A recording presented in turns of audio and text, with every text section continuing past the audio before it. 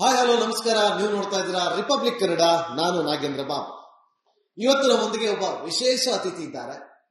ನನಗೆ ಅವ್ರನ್ನ ಕಂಡ್ರೆ ಬಹಳ ಖುಷಿ ಆಗುತ್ತೆ. ಯಾವಾಗ್ಲೂ ಹಸನ್ಮುಖಿ. ಆದ್ರೂ ಅವರು ಮಾಡಿರುವಂತ ಕಾರ್ಯವನ್ನ ಇವತ್ತು ಪ್ರತಿಯೊಬ್ಬರಿಗೂ ಕೂಡ ಅವರ ಮುಖಾಂತರವೇ ಗೊತ್ತಾಗಿದೆ. ಅನೇಕ ಪುಸ್ತಕಗಳನ್ನ ಬರೆದಿದ್ದಾರೆ.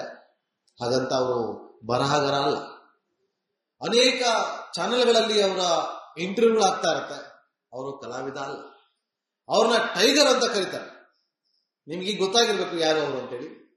ದ ಒನ್ ಅಂಡ್ ಓನ್ಲಿ ನಿವೃತ್ತ ಪೊಲೀಸ್ ಅಧಿಕಾರಿ ಬಿ ಅಶೋಕ್ ಕುಮಾರ್. ಟೈಗರ್ ಅಶೋಕ್ ಕುಮಾರ್ ಅಂತಾನೆ ಅವ್ರನ್ನ ಕರೆಯೋದು. ಇವತ್ತು ನಮ್ಮೊಂದಿಗೆ ಕಾರ್ಯಕ್ರಮದಲ್ಲಿ ಜಾಯ್ನ್ ಆಗಿದ್ದಾರೆ. ಅಶೋಕ್ ಕುಮಾರ್ ಸರ್, ಕಾರ್ಯಕ್ರಮಕ್ಕೆ ಸ್ವಾಗತ. ನಮಸ್ಕಾರ ನಾಗೇಂದ್ರ ಬಾಬು. ಹೇಗಿದ್ದೀರಿ? I am on the top of the world.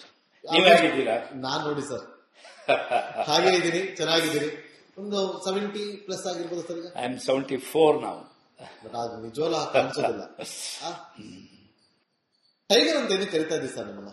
ತುಂಬಾ ಜನರಿಗೆ ಟೈಗರ್ ಅಶೋಕ್ ಕುಮಾರ್ ಯಾರು ಅಂತ ಗೊತ್ತಾದ್ರೆ ಟೈಗರ್ ಅಂತ ಏನಕ್ಕೆ ಬಂತು ಅಂತ ಯಾರಿಗೂ ಗೊತ್ತಿಲ್ಲ. ಪ್ಲೀಸ್ ತಿಳಿಸ್ಕೊಡಿ. ಆಕ್ಚುಲಿ ಟೈಗರ್ ಅಂದ್ರೆ ನಾನು ಐ ಆಮ್ ಲೈಕ್ ಎ ಮೊಲನೋ ಜಿಂಕೆ ತರ ನಾನು. ಬಟ್ ಏನಾಯ್ತು, ಪೊಲೀಸಿಗೆ ಸೇರಿದ ಮೇಲೆ ಐ ಬಿಕಮ್ ವೆರಿ ಟಫ್ ಆಗಿದ್ದೆ. ನನಗೆ ಮೊದಲಿಂದನೂ ನಾನು ಸ್ವಾಮಿ ವಿವೇಕಾನಂದ ಅವರ ಶಿಷ್ಯ. ಅವರ ತತ್ವಗಳು, ಚಿಂತನೆ, ಅವರ ಆದರ್ಶ ಇದು ನಾನು ಚಿಕ್ಕಂದಿಂದನೇ ನನ್ನ ಮೈಗೆ ಉಡ್ಬಿಡ್ತು. ನಾನು ದೇಶಭಕ್ತ, ಜೊತೆಗೆ ಮಿಲಿಟರಿಗೆ ಸೇರ್ಬೇಕಂತಿದ್ದವನು. ಅದು ಏನೋ ಒಂದು ಇದರಲ್ಲಿ ನಾನು ಪೊಲೀಸಿಗೆ ಬಂದ್ಬಿಟ್ಟೆ. ಪೊಲೀಸಿಗೆ ಬಂದ್ಮೇಲೆ ಆಕ್ಚುಲಿ ನನಗೆ ಪೊಲೀಸರು ಕಂಡ್ರೆ ಆಗ್ತಾ ಇರಲಿಲ್ಲ. ನನ್ನ ಶತ್ರುಗಳೇ ಪೊಲೀಸ್ನವರು. ಕಾಲೇಜ್ ಲೈಫಲ್ಲಿ ನನಗೆ I had A very bitter experience with the police. So ನಾನು ಇಂಡಿಯನ್ ಮಿಲಿಟರಿ ಅಕಾಡೆಮಿಗೆ ಸೆಲೆಕ್ಟ್ ಆಗಿದ್ದೆ. ಬಟ್ ಸಬ್ಜೆಕ್ಟ್ ಫೇಲ್ ಆಗಿಬಿಡ್ತು. ಫೈನಲ್ ಇಯರ್ ಡಿಗ್ರಿ ಆಗಲಿಲ್ಲ. ಬೆಂಗಳೂರಿಗೆ ಬಂದು ಕೊನೆಗೆ ಅದೇನಾರ ಮಾಡಿ ಮುಗಿಸಿ ಕಂಪ್ಲೀಟ್ ಮಾಡಿದೆ, ಡಿಗ್ರಿ ಮಾಡಿದೆ. ಬಂದು ಲಾಗ್ ಸೇರಿದೆ. ಲಾಗ್ ಸೇರಿದ ಮೇಲೆ ನನಗೆ ಲಾ ಸಬ್ಜೆಕ್ಟ್ ಓದುವಾಗ ಸ್ವಲ್ಪ ಪೊಲೀಸರದು ಇಷ್ಟೊಂದು ಪವರ್ಸ್, ಅಲ್ಲಿವರೆಗೂ ನನಗೆ ಪೊಲೀಸರ ಪವರ್ಸೇ ಗೊತ್ತಿರಲಿಲ್ಲ.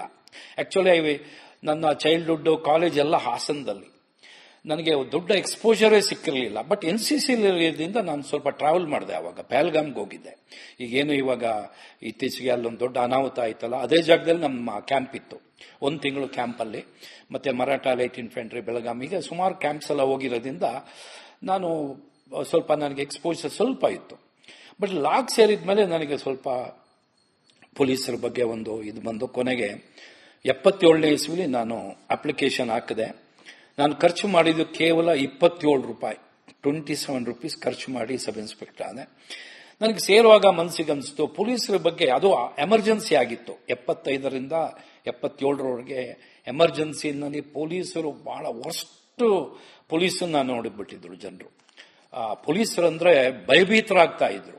ಯಾಕಂದ್ರೆ ಆ ಮೀಸಾದಲ್ಲಿ ಬೇರೆ ಇದರಲ್ಲಿ ತಗೊಂಡೋಗಿ ಏನು ಎನ್ಕ್ವೈರಿನೇ ಒಳಗಡೆ ಲಾಕಪ್ಗೆ ಹಾಕ್ಬಿಡ್ತಿದ್ರು, ಜೈಲ್ಗೆ ಹಾಕ್ಬಿಡ್ತಿದ್ರು, ಬೇಲೇ ಸಿಗ್ತಿರ್ಲಿಲ್ಲ. ನಾನು ಬೇರೆ ಲಾ ಕಾಲೇಜ್ ಆವಾಗ ಸ್ವಲ್ಪ ಪಾಲಿಟಿಕ್ಸ್ಗೆ ಇಂಟರ್ಫಿಯರೆನ್ಸ್ ಆಗಿದ್ದೆ. ನಾನು ಈ ನಮ್ಮ ಗಾಂಧಿ ಭವನದಲ್ಲಿ ಸುಮಾರು ಸಭೆಗಳು ಹೋಗ್ತಾ ಇದ್ದೆ. ಹಾಗೆ ಇದ್ದವ್ರನ್ನೆಲ್ಲ ಅರೆಸ್ಟ್ ಮಾಡಿಬಿಟ್ಟಿದ್ರು ಅವಾಗ ಎಮರ್ಜೆನ್ಸಿನಲ್ಲಿ.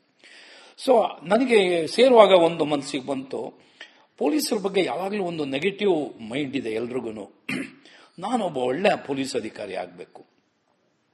ನಾನು ಬರೀ ಕಾನೂನಿನ ಚೌಕಟ್ಟಿನಲ್ಲಿ ಅಲ್ಲ, ಹೃದಯಕ್ಕೆ ಸಂಬಂಧಪಟ್ಟ ಕಾನೂನಲ್ಲೂ ಅಳವಡಿಸಿಕೊಂಡು ಕೆಲಸ ಮಾಡಬೇಕು. ಎಸ್ಪೆಷಲಿ ಪೊಲೀಸ್ ಹತ್ರ ಯಾರು ಬರ್ತಾರೆ, ಕಷ್ಟದಲ್ಲಿದ್ದವರೇ ಬರೋದು, ಬಡವರು ಬರ್ತಾರಲ್ಲ ಅಂತ ಹೇಳಿ ಅಲ್ಲಿಂದ ನನ್ನ ಕೆರಿಯರ್ ಪೊಲೀಸಿಗೆ ಸೇರಿದೆ. ಫಸ್ಟ್ ಕೆಲವು ವರ್ಷ ಟ್ರಾಫಿಕ್ನಲ್ಲಿದ್ದೆ. ಬಟ್ ನನಗೆ ಕ್ರೈಮ್ ಬಹಳ ಇಂಟ್ರೆಸ್ಟ್ ಇತ್ತು. ಆ ನಂತರ ನಾನೇನ್ ಮಾಡಿದೆ. ಹಾಯ್ ಹಲೋ ನಮಸ್ಕಾರ. ನೀವು ನೋಡ್ತಾ ಇದ್ದೀರಾ ರಿಪಬ್ಲಿಕ್ ಕನ್ನಡ. ನಾನು ನಾಗೇಂದ್ರ ಬಾಬು. ಇವತ್ತು ನಮ್ಮೊಂದಿಗೆ ಒಬ್ಬ ವಿಶೇಷ ಅತಿಥಿ ಇದ್ದಾರೆ. ನನಗೆ ಅವ್ರನ್ನ ಕಂಡ್ರೆ ಬಹಳ ಖುಷಿ ಆಗುತ್ತೆ. ಯಾವಾಗ್ಲೂ ಹಸನ್ಮುಖಿ. ಆದ್ರೂ ಅವರು ಮಾಡಿರುವಂತ ಕಾರ್ಯವನ್ನ ಇವತ್ತು ಪ್ರತಿಯೊಬ್ಬರಿಗೂ ಕೂಡ ಅವರ ಮುಖಾಂತರವೇ ಗೊತ್ತಾಗಿದೆ. ಅನೇಕ ಪುಸ್ತಕಗಳನ್ನ ಬರೆದಿದ್ದಾರೆ. ಹಾಗಂತ ಅವರು ಬರಹಗಾರ ಅಲ್ಲ. ಅನೇಕ ಚಾನೆಲ್ಗಳಲ್ಲಿ ಅವರ ಇಂಟರ್ವ್ಯೂಗಳು ಆಗ್ತಾ ಇರುತ್ತೆ. ಅವರು ಕಲಾವಿದ ಅಲ್ಲ. ಅವ್ರನ್ನ ಟೈಗರ್ ಅಂತ ಕರೀತಾರೆ. ನಿಮ್ಗೆ ಗೊತ್ತಾಗಿರ್ಬೇಕು ಯಾರು ಅವರು ಅಂತೇಳಿ. ದ ಒನ್ ಅಂಡ್ ಓನ್ಲಿ ನಿವೃತ್ತ ಪೊಲೀಸ್ ಅಧಿಕಾರಿ ಬಿ ಅಶೋಕ್ ಕುಮಾರ್. ಟೈಗರ್ ಅಶೋಕ್ ಕುಮಾರ್ ಅಂತಾನೆ ಅವ್ರನ್ನ ಕರೆಯೋದು. ಇವತ್ತು ನಮ್ಮೊಂದಿಗೆ ಕಾರ್ಯಕ್ರಮದಲ್ಲಿ ಜಾಯ್ನ್ ಆಗಿದ್ದಾರೆ. ಅಶೋಕ್ ಕುಮಾರ್ ಸರ್, ಕಾರ್ಯಕ್ರಮಕ್ಕೆ ಸ್ವಾಗತ. ನಮಸ್ಕಾರ ನಾಗೇಂದ್ರ ಬಾಬು. ಹೇಗಿದ್ದೀರಿ? I am on the top of the world. ನೀವು ಹೇಗಿದ್ದೀರಾ? ನಾನ್ ನೋಡಿ ಸರ್ ಹಾಗೆ ಇದ್ದೀನಿ, ಚೆನ್ನಾಗಿದ್ದೀನಿ. ಒಂದು 70+ ಆಗಿರ್ಬೋದು ಸರ್ ಈಗ. ಐ ಆಮ್ 74 ನಾವು. ಬಟ್ ಅದು ನಿಜವಲ್ಲ ಕಾಣಿಸೋದಿಲ್ಲ. ಟೈಗರ್ ಅಂತ ಏನಕ್ಕೆ ಕರಿತಾ ಇದ್ದೀವಿ ಸರ್ ನಿಮ್ಮನ್ನ?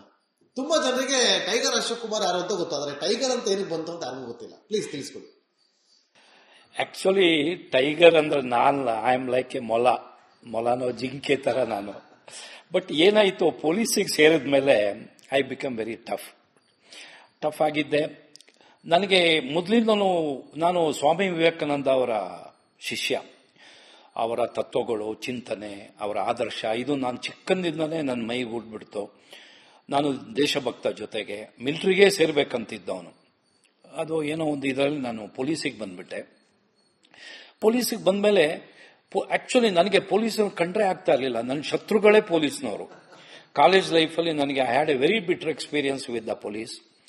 ಸೊ ನಾನು ಇಂಡಿಯನ್ ಮಿಲಿಟರಿ ಅಕಾಡೆಮಿಗೆ ಸೆಲೆಕ್ಟ್ ಆಗಿದ್ದೆ. ಬಟ್ ಸಬ್ಜೆಕ್ಟ್ ಫೇಲ್ ಆಗಿಬಿಡ್ತು. ಫೈನಲ್ ಇಯರ್ ಡಿಗ್ರಿ ಆಗಲಿಲ್ಲ. ಬೆಂಗಳೂರಿಗೆ ಬಂದು ಕೊನೆಗೆ ಅದೇನಾರ ಮಾಡಿ ಮುಗಿಸಿ ಕಂಪ್ಲೀಟ್ ಮಾಡಿದೆ, ಡಿಗ್ರಿ ಮಾಡಿದೆ. ಬಂದು ಲಾಗ್ ಸೇರಿದೆ. ಲಾಗ್ ಸೇರಿದ ಮೇಲೆ ನನಗೆ ಲಾ ಸಬ್ಜೆಕ್ಟ್ ಓದುವಾಗ ಸ್ವಲ್ಪ ಪೊಲೀಸರದು ಇಷ್ಟೊಂದು ಪವರ್ಸ್, ಅಲ್ಲಿವರೆಗೂ ನನಗೆ ಪೊಲೀಸರ ಪವರ್ಸೇ ಗೊತ್ತಿರಲಿಲ್ಲ. ಆಕ್ಚುಲಿ ನನ್ನ ಚೈಲ್ಡ್ಹುಡ್, ಕಾಲೇಜ್ ಎಲ್ಲ ಹಾಸನದಲ್ಲಿ. ನನಗೆ ದೊಡ್ಡ ಎಕ್ಸ್ಪೋಜರೇ ಸಿಕ್ಕಿರಲಿಲ್ಲ. ಬಟ್ NCC ಇರೋದ್ರಿಂದ ನಾನು ಸ್ವಲ್ಪ ಟ್ರಾವೆಲ್ ಮಾಡಿದೆ. ಅವಾಗ ಪಹಲ್ಗಾಮ್ಗೆ ಹೋಗಿದ್ದೆ. ಈಗೇನು ಇವಾಗ ಇತ್ತೀಚೆಗೆ ಅಲ್ಲೊಂದು ದೊಡ್ಡ ಅನಾಹುತ ಆಯ್ತಲ್ಲ, ಅದೇ ಜಾಗದಲ್ಲಿ ನಮ್ಮ ಕ್ಯಾಂಪ್ ಇತ್ತು. 1 ತಿಂಗಳು ಕ್ಯಾಂಪಲ್ಲಿ. ಮತ್ತೆ ಮರಾಠ ಲೈಟ್ ಇನ್ಫೆಂಟ್ರಿ ಬೆಳಗಾಮಿಗೆ ಸುಮಾರು ಕ್ಯಾಂಪ್ಸ್ ಎಲ್ಲ ಹೋಗಿರೋದ್ರಿಂದ ನಾನು ಸ್ವಲ್ಪ ನನಗೆ ಎಕ್ಸ್ಪೋಜರ್ ಸ್ವಲ್ಪ ಇತ್ತು. ಬಟ್ ಲಾಗ್ ಸೇರಿದ ಮೇಲೆ ನನಗೆ ಸ್ವಲ್ಪ ಪೊಲೀಸರ ಬಗ್ಗೆ ಒಂದು ಇದು ಬಂದು ಕೊನೆಗೆ 77ನೇ ಇಸ್ವಿಲಿ ನಾನು ಅಪ್ಲಿಕೇಶನ್ ಹಾಕಿದೆ. ನಾನು ಖರ್ಚು ಮಾಡಿದ್ದು ಕೇವಲ 27 ರೂಪಾಯಿ, 27 ರೂಪೀಸ್ ಖರ್ಚು ಮಾಡಿ ಸಬ್ ಇನ್ಸ್ಪೆಕ್ಟರ್ ಆದೆ.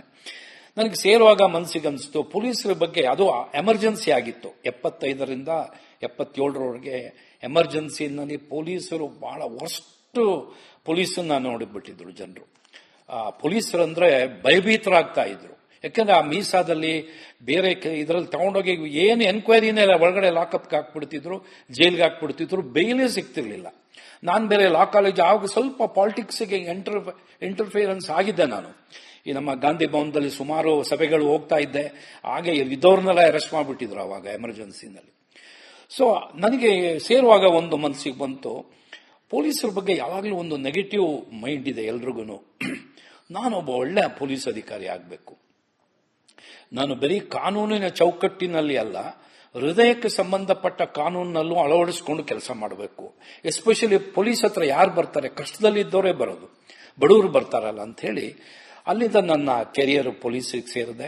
ಫಸ್ಟ್ ಕೆಲವು ವರ್ಷ ಟ್ರಾಫಿಕ್ನಲ್ಲಿದ್ದೆ. ಬಟ್ ನನಗೆ ಕ್ರೈಮ್ ಬಹಳ ಇಂಟ್ರೆಸ್ಟ್ ಇತ್ತು. ಆನಂತರ ನಾನೇನು